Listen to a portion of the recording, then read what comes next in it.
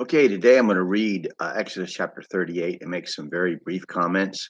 We're getting to the end of Exodus, and I like to start on one of the Gospels or Romans in particular next. I'm trying to decide, but let's continue as we're going now, and I'm going to start in Exodus chapter 38. If you'd like to follow along with me in your Bible. And he made the altar of burnt offering of shittim wood. 5 cubits was the length thereof, and 5 cubits the breadth thereof.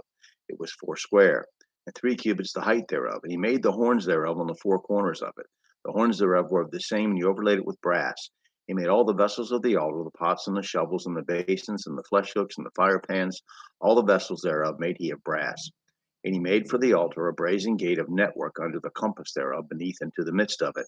And he cast 4 rings for the 4 ends of the grate of brass, to be places for the staves. And he made the staves of shittim wood, and overlaid them with brass.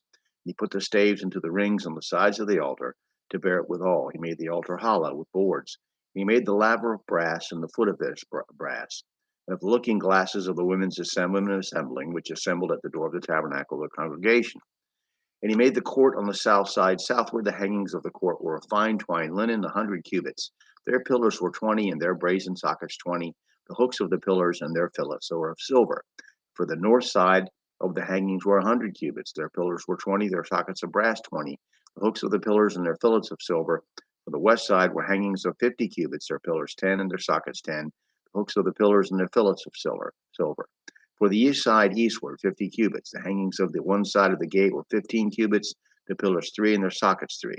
And for the other side of the court gate, on this hand and that hand, were hangings of 15 cubits, their pillars 3, their sockets 3.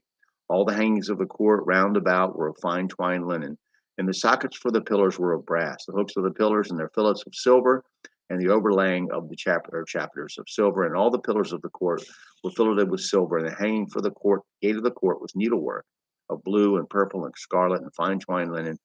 And 20 cubits was the length, and the height was in the breadth with 5 cubits, answerable to the hangings of the court. And their pillars were 4, and their sockets of brass 4, their hooks of silver, and the overlaying of the chapters and their fillets of silver. And all the pins of the tabernacle of the court round about were of brass.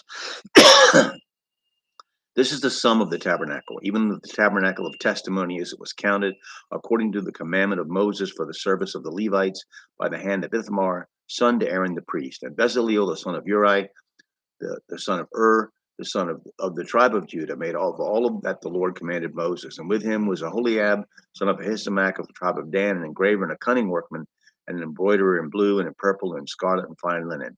All the gold that was occupied for the work in all the work of the holy place, even the gold of the offering, was 20 and 9 talents, and 730 shekels after the shekel of the sanctuary. And the silver of them that were numbered of the congregation was 100 talents, and 1,703 15 shekels after the shekel of the sanctuary. A beker for every man, that is half a shekel after the shekel of the sanctuary, for everyone that went to be numbered from 20 years old and upward, for 600,000 and 3,550 men.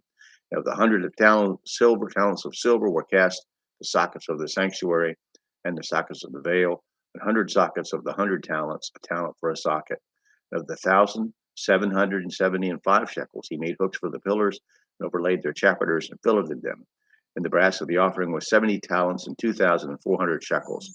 Therewith he made the sockets to the door of the tabernacle of the congregation, and the brazen altar and the brazen gate prayed for it, and all the vessels of the altar, and the sockets of the court round about, and the sockets of the court gate, and all the pins of the tabernacle, and all the pins of the court round about. Now, just some very brief comments. There's a lot in here. If you're into numbers, you could compare numbers and how they're used throughout the Bible. Very interesting, but I want to keep the narrative moving. So I'm not going to get off on side trails like that. So a looking glass is an interesting item. James 1:23 and 24. For if any be a hearer of the word, not a doer, he is likened to a man beholding his natural face in a glass. For he beholdeth himself and goeth his way, and straightway forgetteth what manner of man he was. Besides looking at one's face in a pool of water like the mythological Greek Narcissus, metal mirrors, polished bronze and round like a disc with handles, were used by ancient Egyptians from very old times. They were typically ornamented with gods and pagans' religious symbols so they could easily become an object of offense, and not just because of the vanity of their owners. They would be very expensive and clearly a part of the wealth bestowed upon the Israelites by Egyptians, glad to see the back of them. The laver for washing is composed of these, a better use than to gaze admiringly into.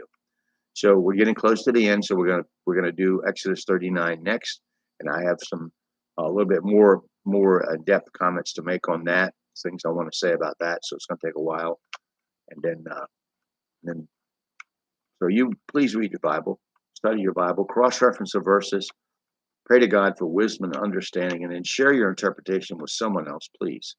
Um, and I appreciate you watching. Listen, take care.